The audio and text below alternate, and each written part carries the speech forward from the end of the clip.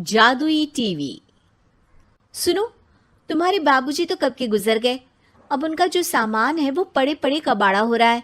बेच ही दो, कुछ पैसे आ जाएंगी। बात तो सही है। अगले संडे फुर्सत में यही करेंगे। अगले संडे रोहित सारा सामान कबाड़ी को घर बुला के दे देता है। तभी उसकी नजर बाबूजी की पुरानी टीवी पर जाती है, जो इतने सालों तक कूड़े में पड़ी थी, फिर भी चमचमा रही थी। टीवी तो देखो, जैसे एकदम नई हो। हाँ, बाबूजी को टीवी देखना बहुत पसंद था। उनका सपना था कि वो टीवी पे आए। एक बार मौका भी था जब वो अपने गांव के गाने सुनाने किसी चैनल पर जाने वाले थे, पर मैं और मेरा भाई लड़ पड़े और बाबूजी को घर पर ही रुकना पड़ा। चला के देखें क्या? हाँ हाँ, क्यों नहीं, देख लेते हैं। पर शायद ही चले। बाबूजी ने उस लड़ाई के दिन के बाद टीवी देखना ही छोड़ दिया था। टीवी चालू करने के लिए उसमें केबल वायर लगा दिया जाता है। एक न्यूज चैनल चालू हो जाती है। स्वर्ग की सीढ़ी के रास्ते हैं तीन, तीनों के तीन रास्ते हैं संगीन। पहला रास्ता है सांप की बीन, दूसरा रास्ता घर में बिछा कालीन, तीसरा रास्ता कलकत्ता से चीन। ये क्या बकवास खबर है, कुछ अच्छा लगा दो। अरे आप बोलो तो सही, कोई अच्छी खबर सुना देता हूं। मेरा तो काम ही खबर देना है। अरे बाप रे, टीवी बात कर रही है। हाँ, ये न्यूज वाला मुझसे। हाँ हाँ, आपसे ही तो बात करूंगा ना, आपके घर में हूं तो। अरे, ये सपना है क्या? तुम हमसे बात नहीं कर सकते?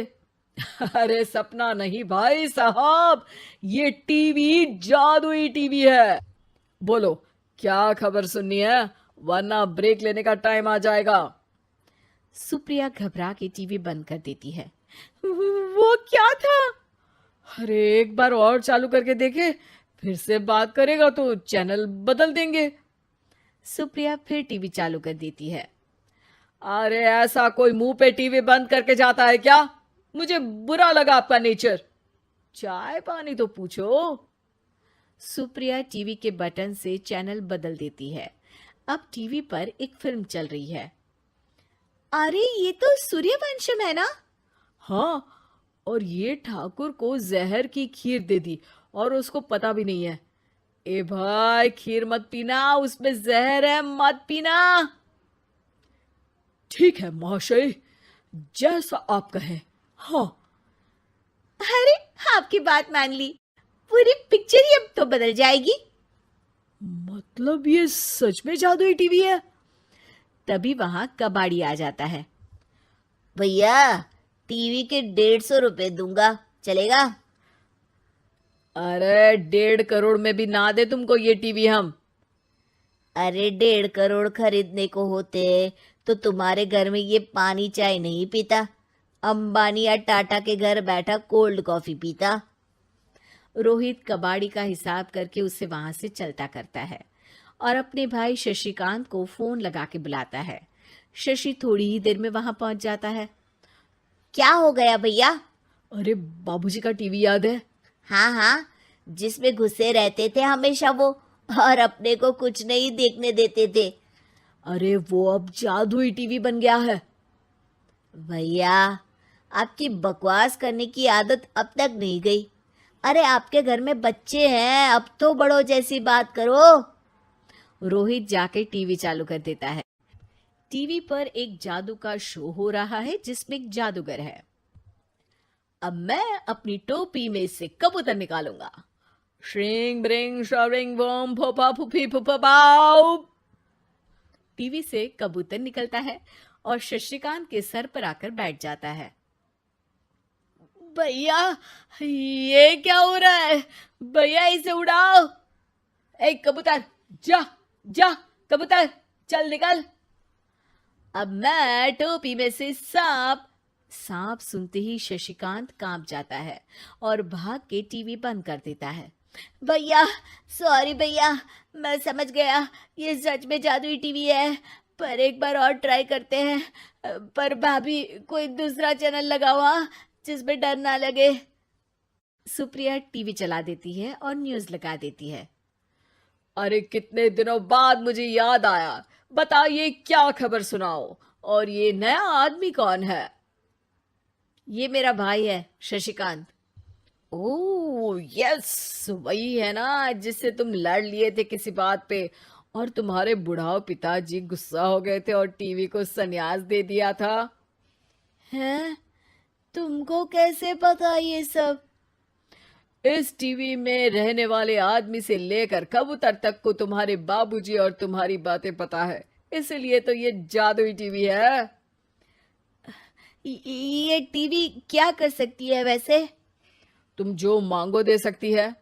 कहानी बदल सकते हो, खबर बदल सकते हो, कोई चीज मांग सकते हो। अरे भैया, ये टीवी मैं लेके जा रहा हूँ। बाबूजी का लाडला तो मैं ही था ना। अरे ऐसे कैसे? मैं बड़ा बेटा था, अब तक मेरे घर में टीवी थी ना। अब तक कहाँ गए थे पिताजी के लाडले? तुम्हारी गलती का एहसास भी है। अरे भैया, ज्यादा ना बोलो वरना भूल गए आपके दांत तोड़ दिए थे मैंने उस लड़ाई में। मेरी बीवी के सामने मेरी बेइज्जती करता है। रुक। दोनों भाई हाथापाई पे उतर जाते हैं। रुक, बताता हूं तुझे कि कौन बड़ा है। अरे छोटे का दम तो देख लीजिए आप। ये खबर आपके बाबूजी को देता हूं। तभी टीवी अचानक बंद हो जाता है। अरे शायद टीवी नाराज हो गया। और लड़ लो, आए बड़े खली बनने। टीवी से एक तेज रोशनी निकलती है और टीवी में बाबूजी दिखाई देते हैं। बाबूजी आप? इतना चकरा क्यों रहा है? अपने बाप को नहीं पहचानता क्या? ये तो ऐसा ही है बाबूजी। प्रणाम बाबूजी।